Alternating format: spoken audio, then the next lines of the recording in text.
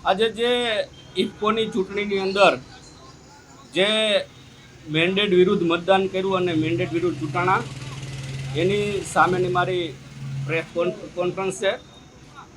આ દેશના વડાપ્રધાન નરેન્દ્રભાઈ મોદી જ્યારથી વડાપ્રધાન બન્યા ત્યાર પછી એને સર્વપ્રથમ કેન્દ્રની અંદર સહકારિતા મંત્રાલય ચાલુ કર્યું અને ગુજરાતના પનોતા પુત્ર અમિતભાઈ શાહ સાહેબને એમનું સુકાન સોંપ્યું અને સુકાન સોંપ્યા પછી સહકારી ક્ષેત્રમાં ઘણા પરિવર્તનો આવ્યા, પારદર્શિકતા આવી।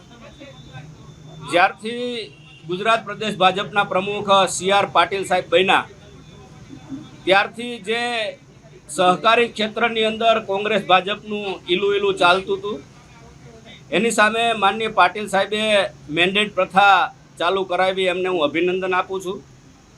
અને 98% સહકારી સંસ્થા ઉપર ભારતીય જનતા પાર્ટીના આગેવાનો બેઠા। મેન્ડેટ પ્રથા ચાલુ થઈ એનો ભોગ પણ અમે બનેલા છીએ।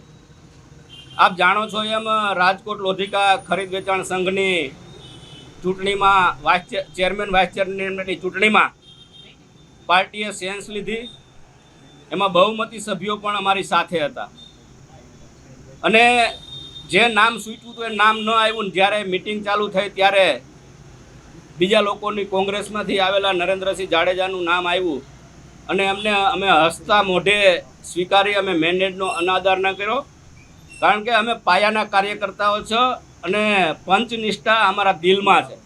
અમે પાર્ટીને વરેલા છે। હું તમારી સમક્ષ બેઠો છું એ પણ પાર્ટીના કારણે છું, કારણ કે મારા બાપુજી કોઈ દી ગ્રામ પંચાયતના સભ્ય પણ નહોતા અને ત્યાર પછી એક ઠરાવની અંદર પણ અમારો વિરોધ હતો।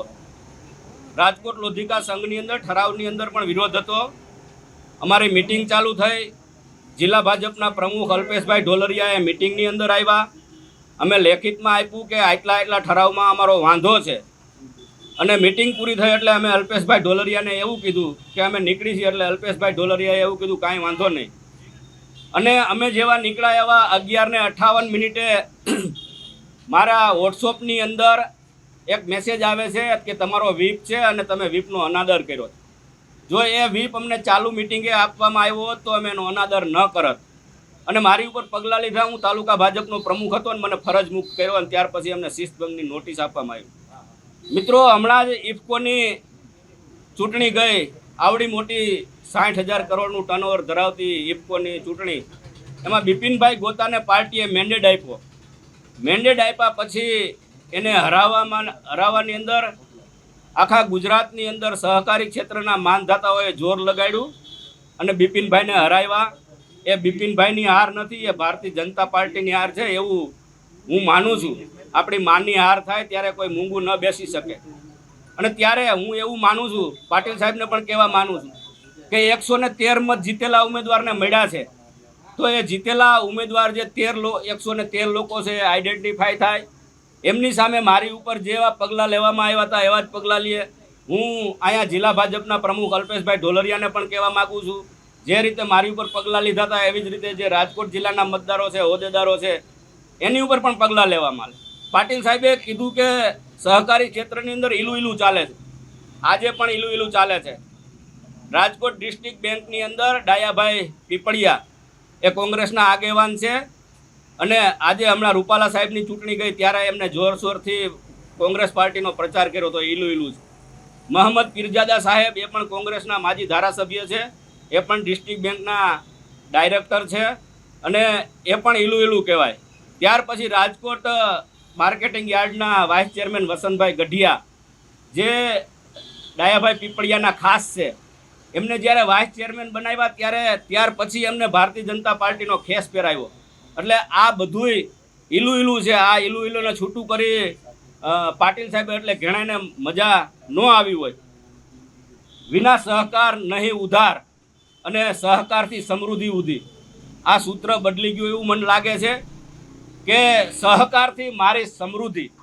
કોઈ નેતા શક્તિશાળી પોતાને માનતા હોય તો એને પોતાની પાર્ટી જુદી બનાવવી જોઈએ અને પોતાની પાર્ટી બનાવી અને પછી એની ઉપર લડવું જોઈએ। બીજા મારા જે નો નફો કરતી હોય એ સંસ્થામાં કેમ પડાપડી નથી થતી જવા માટે? તો એનું કારણ છે કે મલાઈવાળી સંસ્થાઓ સહકારી આગેવાનો એની ઉપર કબજો છે।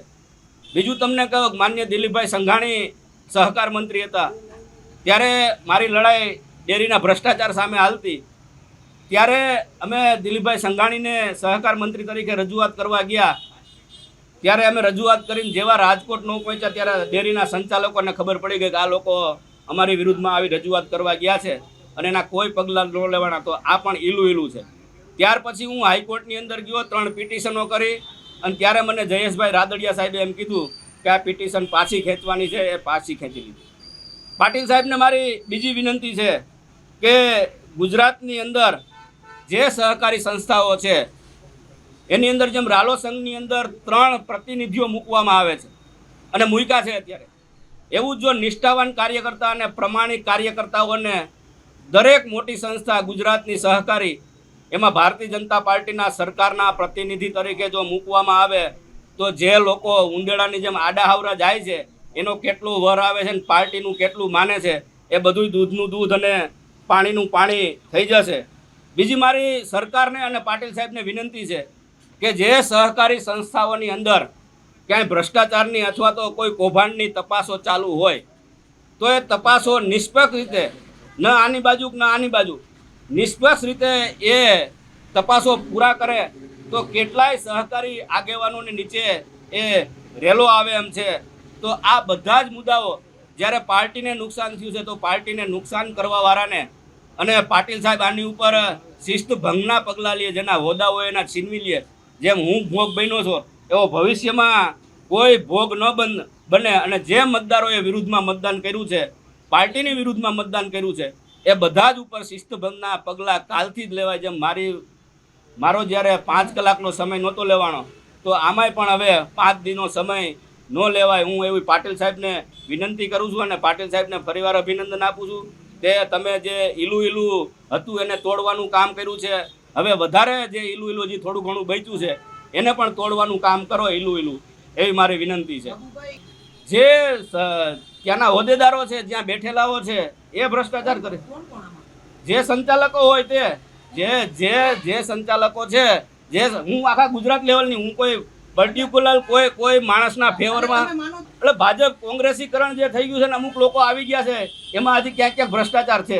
હા, 100% એમના વિશે લેવા જોઈએ પગલાં. શક્તિ તો અમારી હતી, 16માંથી 12 ડિરેક્ટરો અમારી સાથે હતા, તો શક્તિ તો અમે ન બતાડી, કારણ કે અમે માની છીએ કે પાર્ટી અમારી મા બાપ છે, પાર્ટી અમને મોટા કર્યા છે. હું તમારી સામે બેઠો છું એ પણ પાર્ટીના કાર્યકર્તા તરીકે અને પાર્ટીના કારણે બેઠો. મારા બાપુજી કોઈ દી ગ્રામ પંચાયતના સભ્ય નહોતા, આજે પણ હું ખેડૂત છું, ગામડે રહું છું.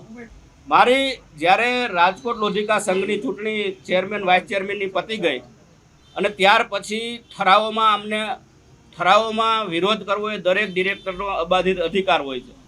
ત્યારે જે 3 ઠરાવો એમાં અમને નહોતા ગમતા, એ ઠરાવોની અંદર અમારો વિરોધ હતો કે અમને નથી ગમતું એટલે આમાં અમે તમારી હારે નથી. એટલે એમાંથી બધા જિલ્લા ભાજપથી માંડી પ્રભારી માંડી બધા એની સામે વ્હીપ લઈ આવ્યા કે આ લોકોને વિરોધ કરવા નથી દેવો.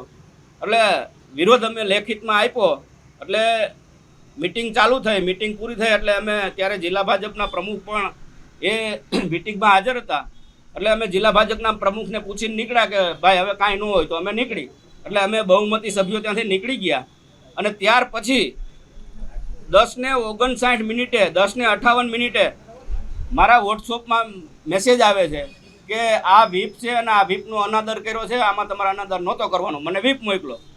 જો ચાલુ મિટિંગે અમે વ્હીપ આપ્યો હોત તો અમે વિરોધ નહોતા કરવાના. અને સાંજના 6 વાગે મારો રાજકોટ તાલુકા ભાજપના પ્રમુખ તરીકે મને હોદ્દામાંથી દૂર કર્યો.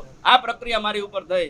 તો અમે તો ઠરાવમાં કર્યો તો, અમે કોઈ પાર્ટીના સિમ્બોલ, અમે પાર્ટીના મેન્ડેટનો વિરોધ નહોતો કર્યો, ચેરમેનમાં વિરોધ નહોતો કર્યો. તો આ તો આખા પાર્ટીને ગુજરાત દેશ લેવલની સંસ્થામાં પાર્ટીના મેન્ડેટને હરાવ્યો છે. એની સામે આ લડત નથી. આ જે મારી વ્યથા છે, મારી સાથે અન્યાય થયો છે, એની સામેનું રિએક્શન છે. જે મારી સામે જે કાર્યવાહી થઈ તો હું ઈચ્છા રાખું કે નાનો કાર્યકર્તા હોય કોઈ મોટો કાર્યકર્તા હોય, પાર્ટીની સિસ્ટમ છે એ બધા સાથે સરખી હોય. તો મારી સાથે જે કાર્યવાહી કરી એ અન્ય લોકો ઉપર પણ, પાર્ટીના કદાવર નેતા હોય તો એમની ઉપર પણ પગલાં લેવા જોઈએ. નકર મને મારો પાછો હોદ્દો આપવો જોઈએ, મને ચેરમેન પદ આપવું જોઈએ. અમુક આગેવાનું નુકસાન છે, ઓલ ઓવર કાર્યકર્તાઓને ફાયદો છે કે સંસ્થામાં બેઠા છે અને ઘણીવાર પાટીલ સાહેબને જે તે ભૌગોલિક પરિસ્થિતિનો ખ્યાલ ન હોય તો કોઈ પાર્ટીના આગેવાનોએ ગેરમેન એટલે હું એ પાર્ટીને વિનંતી જ કરું છું પાટીલ સાહેબને આપના માધ્યમથી કે મારી ઉપર કાર્યવાહી કરી એવી જ્યારે આખા ગુજરાતમાં જે લોકોએ પાર્ટીને બદનામ કરી છે એમની ઉપર પણ કાર્યવાહી થાય.